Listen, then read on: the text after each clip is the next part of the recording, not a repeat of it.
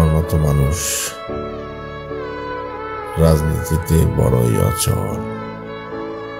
পারিবারিক ধারাবাহিকতা রক্ষা করতে গিয়ে রাজনীতি আমার কাছে ইবাদত হয়ে ধরা দেয়। কিন্তু সেই রাজনীতির মাঝে এত হিংস্র মানুষের বসবাস, আজ আমি সত্যি অবাক। আমার দেশে এই পলিজামা চাদরে জন্ম নেওয়া আবেগতাড়িত একদল মানুষের মাঝে অপরিচিত অজস্র হিংস্র মানুষ কিভাবে জন্মায়? এতদিনে ওদেরকে চেনা গেল না, আমরা কেউ তাদেরকে চিনতে পারলাম না। আজ সারা বাংলাদেশ, কোটি কোটি মানুষ 2-1 লক্ষ মানুষের কাছে জিম্মি।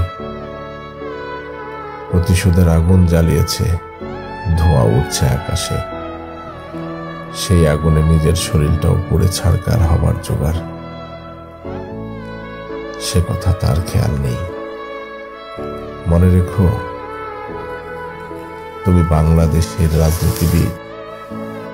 ছোট হও, বড় হও, তোমার কর্মের ফল তোমাকেই ভোগ করতে হবে একদিন।